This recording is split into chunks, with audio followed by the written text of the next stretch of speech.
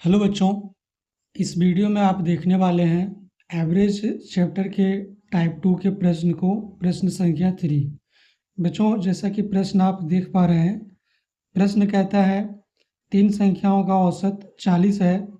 इनमें पहली संख्या दूसरी की दोगुनी है और दूसरी संख्या तीसरी की तीन गुनी है।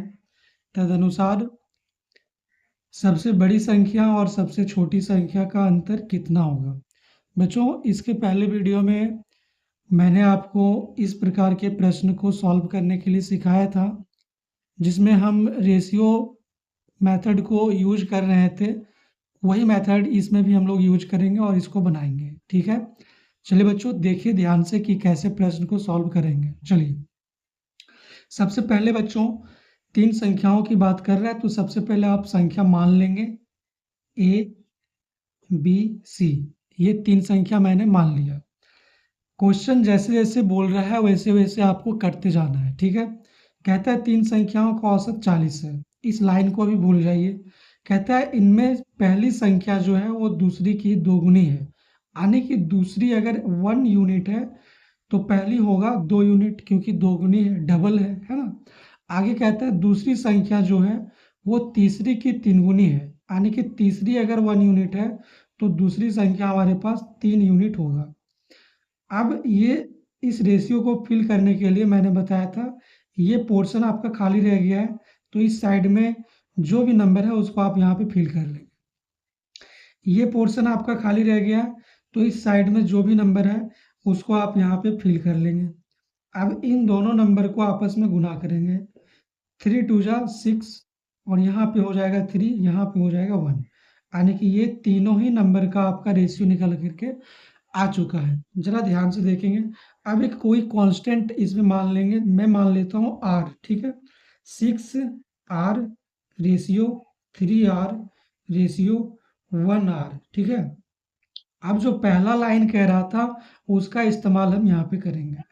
कहता है तीन संख्याओं का औसत 40 है।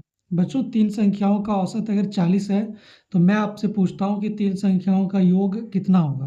तो आप कहेंगे कि सर संख्या में अगर हम औसत से गुना कर दें तो हमारा योग निकल के आ जाएगा, यानी कि 6r plus 3r plus 1r is equal to, संख्या हमारे पास कितनी है 3, तो हम औसत में 3 से गुना कर देंगे तो ये हमारा योग निकल करके आ जाएगा। ठीक है, 6 और 3 9, 9 और 1 10, यानी कि 10r इज इक्वल टू 120। ठीक है, अब जरा बच्चों ध्यान से देखेंगे, यहाँ से मैं r का वैल्यू निकालूंगा तो r इज इक्वल टू निकल जाएगा 120 डिवाइड बाई 10।